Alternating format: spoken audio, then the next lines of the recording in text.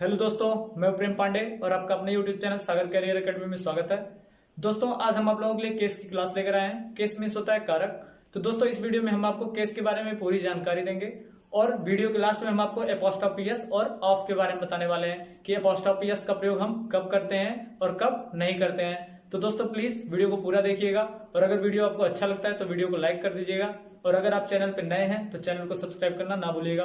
तो दोस्तों, चलिए आज की क्लास को शुरू करते हैं। दोस्तों, सबसे पहले हमें जानना है केस होता क्या है। ठीक है, तो केस क्या होता है दोस्तों? नाउन। जैसे हमने पिछले वाली क्लास में नाउन पढ़ा था, तो दोस्तों नाउन से ही रिलेटेड केस भी होता है। जैसे डेफिनेशन हम आपके लिए दे रहे हैं कि नाउन का वह रूप जो उसका संबंध, नाउन का वह रूप जो उसका संबंध वाक्य में आए हुए दूसरे शब्दों से, क्रिया अथवा दूसरे शब्दों से संबंध बताता है। नाउन का वह रूप जो उसका संबंध वाक्य में आए हुए क्रिया अथवा दूसरे शब्दों से उसका संबंध बताता है, केस कहलाता है।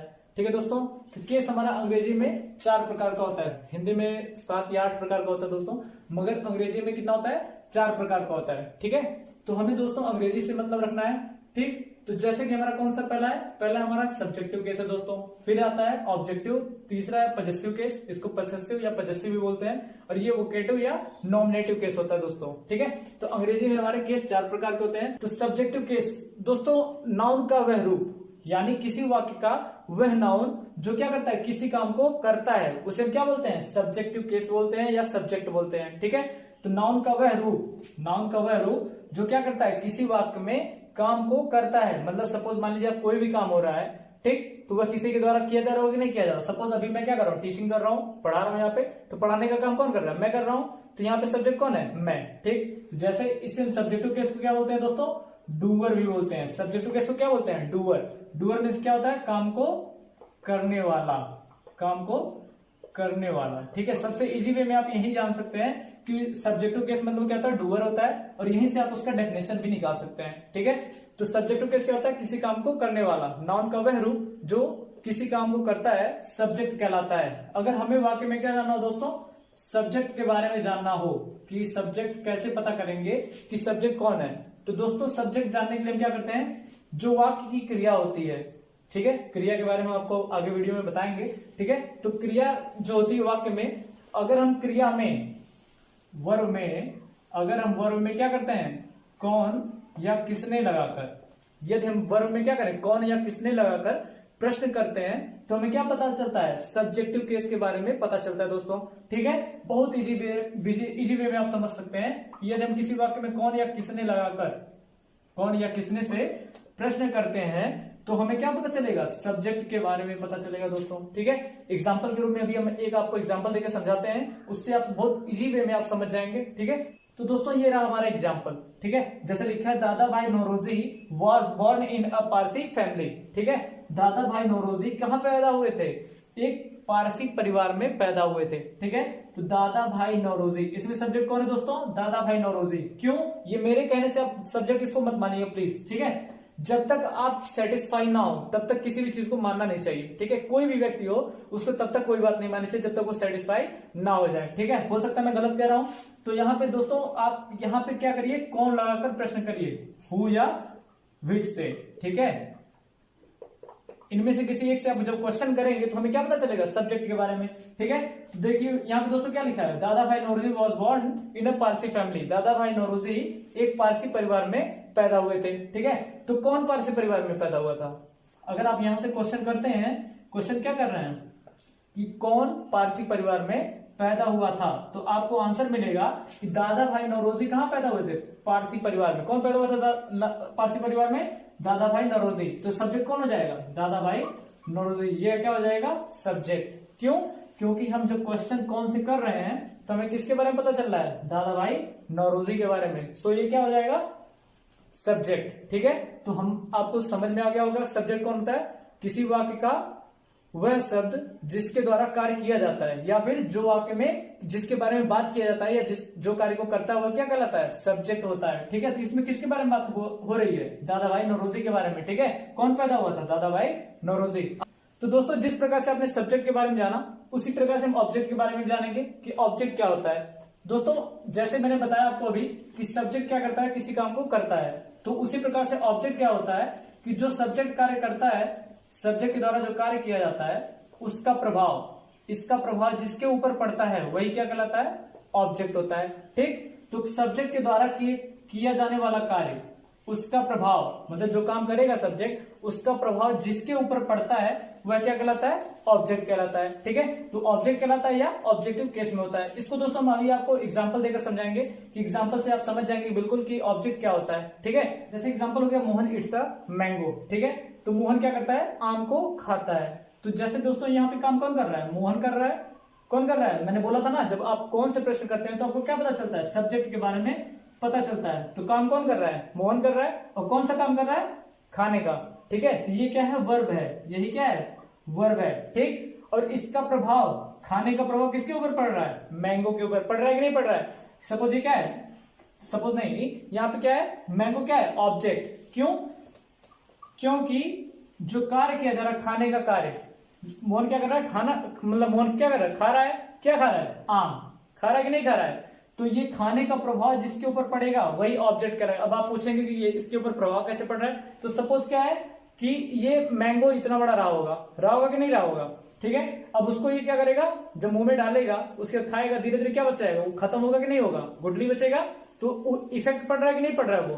ठीक है, तो यही जो इफेक्ट पड़ रहा है, पहले इतना बड़ा था, धीरे धीरे क्या हो गया, छोटा हो गया कि नहीं। तो ये प्रभाव है, प्रभाव दिख रहा है कि नहीं दिख रहा है। ठीक है, तो वही जो प्रभाव दिख रहा है वही क्या कहलाएगा, उसका प्रभाव। मतलब किसके ऊपर प्रभाव पड़ रहा है, मैंगो के ऊपर। आकार, इसका आकार रूप किसका बदल रहा है, मैंगो को बदल रहा है कि नहीं बदल रहा है। तो जिसके ऊपर प्रभाव पड़ेगा वही क्या कहलाएगा, ऑब्जेक्ट। जब हम क्या करते हैं, ऑब्जेक्ट जानने के लिए, जैसे हम सब्जेक्ट जानने के लिए क्या करते हैं, कौन या किसने से प्रश्न करते हैं, उसी प्रकार से ऑब्जेक्ट को जानने के लिए हम क्या करेंगे, क्रिया में। क्रिया कौन है, ईट्स मतलब खाना। ठीक है, मतलब खाते हैं, ये वर्ब वाला। ठीक है, तो जब हम ऑब्जेक्ट को के बारे में जानना चाहेंगे तो हम क्या करेंगे, क्रिया में क्या या किसको, क्या या किसको से प्रश्न करते हैं। ठीक है, जब हम वाक्य में, वाक्य की क्रिया में क्या अथवा किसको से प्रश्न करते हैं, मतलब व्हाट अथवा whom से, तो जब हम प्रश्न करते हैं तो हमें क्या पता चलता है, ऑब्जेक्ट के बारे में पता चलता है। ठीक है दोस्तों, तो आई होप आपको यह पूरा समझ में आया होगा। जैसे आप यहाँ पे क्वेश्चन भी कर सकते हैं, मोहन ईट्स अ मैंगो, यहाँ पे कौन आम खाता है, मोहन ईट्स अ मैंगो,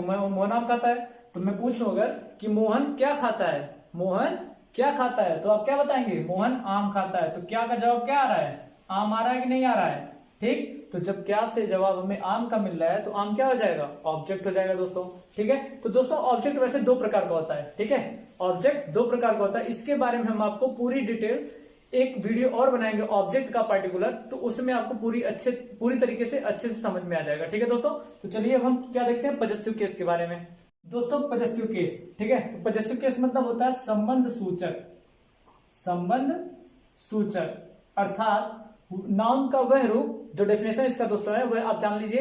ठीक है, नाउन का वह रूप जिससे उसका संबंध वाक्य के दूसरे नाउन से होना प्रकट होता है। नाउन का वह रूप जिससे उसका संबंध वाक्य के दूसरे नाउन से होना प्रकट होता है, अर्थात वह नाउन क्या करता है, दूसरे नाउन पर अधिकार का भाव प्रकट करता है। दोस्तों बहुत इंपॉर्टेंट है यह। ठीक है, नाउन का वह रूप जिससे उसका संबंध वाक्य के दूसरे नाउन से होना प्रकट होता है, अर्थात वह नाउन दूसरे नाउन पर क्या करता है, अधिकार का भाव प्रकट करता है। ठीक है, अधिकार, अधिकार मतलब पावर, अधिपत्य। ठीक है, तो वह नाउन का वह रूप जिससे उसका संबंध वाक्य के दूसरे नाउन से होना प्रकट होता है, अर्थात वह अधिकार का भाव प्रकट करता है, पजेसिव केस में होता है। ठीक है दोस्तों, तो वह नाउन जो उसका संबंध दूसरे नाउन से बताएगा और अधिकार का भाव प्रकट करेगा, अधिकार मतलब अधिपत्य का। ठीक है, तो वह कौन क्या होगा, पजेसिव केस में होगा।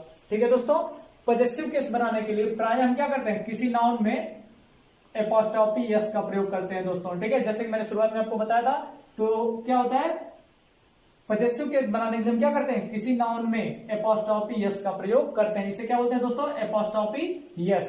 ठीक है, तो जब यह नाउन में लगता है तो वह क्या करता है, पजेसिव केस में हो जाता है। और इससे से क्या पता चलता है, अधिकार का भाव। इसका शाब्दिक अर्थ दोस्तों का होता है। ठीक है, तो का।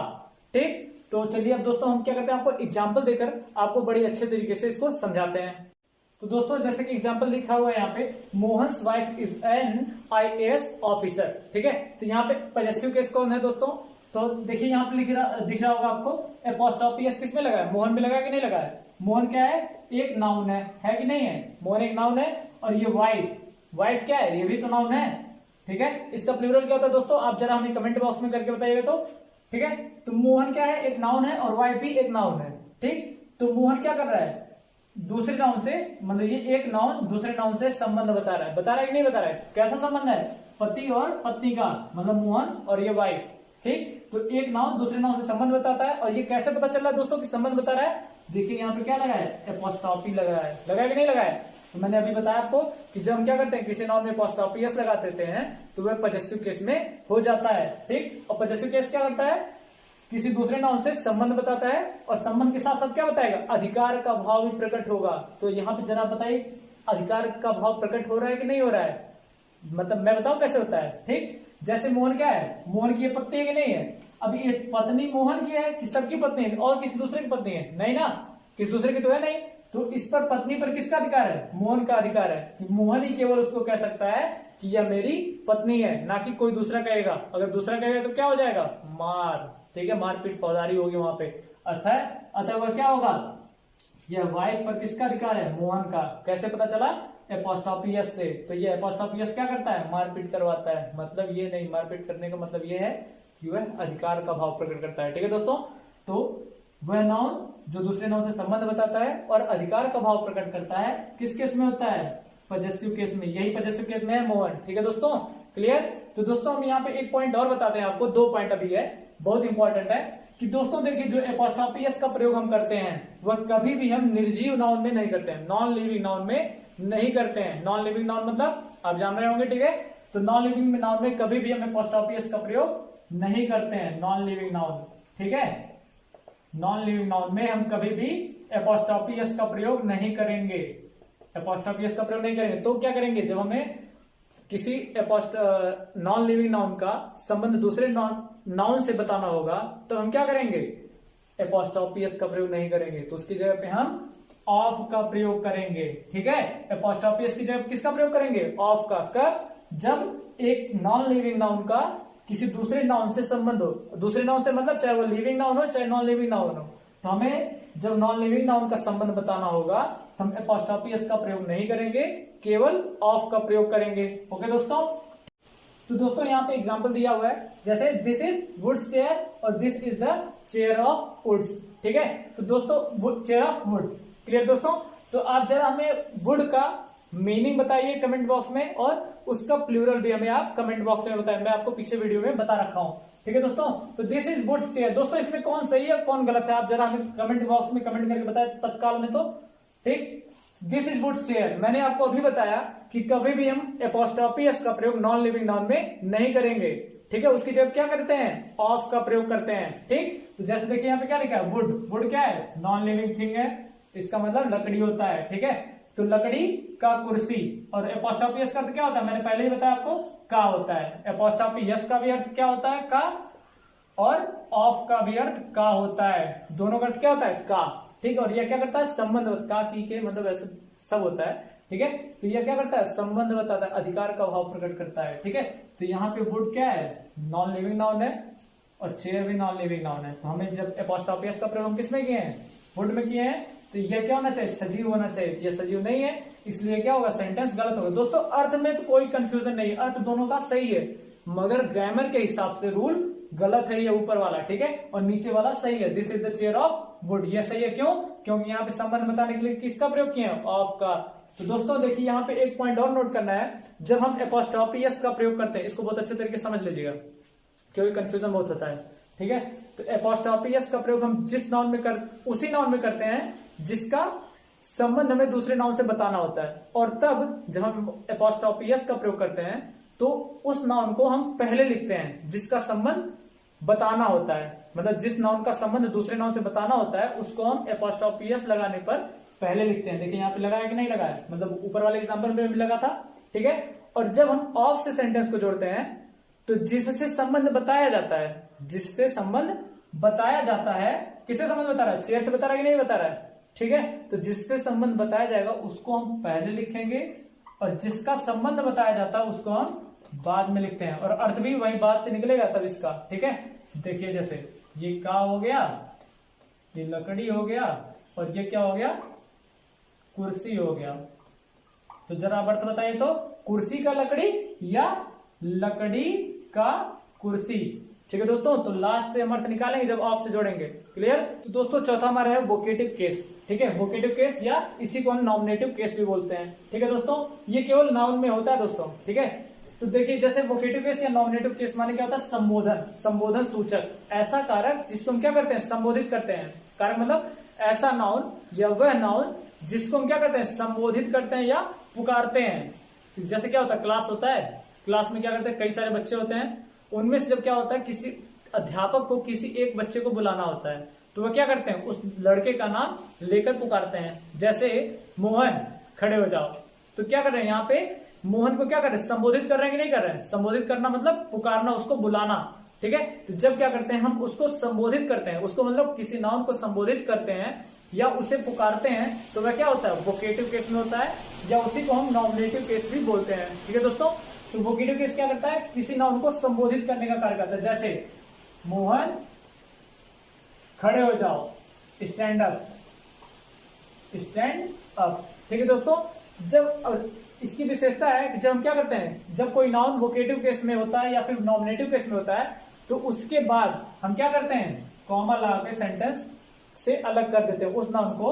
मतलब वोकेटिव केस के नाउन को हम क्या कर देते हैं, सेंटेंस से कॉमा लगाकर या फिर एक्सक्लेमेशन मार्क लगाकर, कॉमा या एक्सक्लेमेशन मार्क लगाकर सेंटेंस से अलग कर देते हैं। ठीक है दोस्तों, और तीसरी बात यह है कि जो नाउन वोकेटिव केस में होता है उसे हम या तो वाक्य के शुरू में भी लिख सकते हैं या फिर वाक्य के लास्ट में भी लिख सकते हैं। जैसे by a cycle, cycle Mohan, मतलब मोहन एक साइकिल खरीदो। ठीक है, बाई अ साइकिल मोहन। ठीक है, तो दोस्तों यहाँ पे क्या है, मोहन क्या है, पॉजेसिव केस में है, मतलब सॉरी वोकेटिव केस में है। तो जब ये वोकेटिव केस या क्या नाम है, नॉमिनेटिव केस में है, तो हम क्या कर देते हैं, इसे कॉमा लगाकर सेंटेंस से अलग कर देंगे। अब दोस्तों देखिए ये लास्ट में लिखा है, तो मैंने कहा था कि इसके बाद में लगाते हैं, तो जरूरी नहीं, बाद में यहाँ पे नहीं लगाओगे, जब ये शुरू में होगा तब इसके बाद में लगाओगे। ठीक है, मतलब सीधे तौर पे हमारा मतलब यही है कि वोकेटिव केस के नाउन को हम सेंटेंस से कॉमा लगा करके अलग कर देते हैं। तो दोस्तों यहाँ पे जब हम कॉमा लगाएंगे तब ये अलग नहीं होगा, तब कहाँ लगाना पड़ेगा हमें, उसके पहले लगाना पड़ेगा। ठीक है, तो जब हम कॉमा लगा के क्या करते हैं, किसी नाउन को मतलब वोकेटिव केस के नाउन को सेंटेंस से अलग कर देते हैं। ठीक है दोस्तों, तो बस इसका डेफिनेशन इतना ही है। क्लियर। तो आई होप कि आपको यह वीडियो समझ में आया होगा, और आगे की वीडियो में हम आपको प्रोनाउन के बारे में बताएंगे और प्रोनाउन से रिलेटेड पार्ट के बारे में बताएंगे। ठीक है दोस्तों, तो आई होप कि आपको वीडियो अच्छा लगा होगा। अगर वीडियो आपको अच्छा लगा है तो प्लीज चैनल को सब्सक्राइब करना ना भूलिएगा और वीडियो को लाइक कर दीजिएगा। ठीक है दोस्तों, चलते हैं, हम आपको अगले वीडियो में मिलते हैं। तब तक के लिए जय हिंद, जय भारत, वंदे मातरम।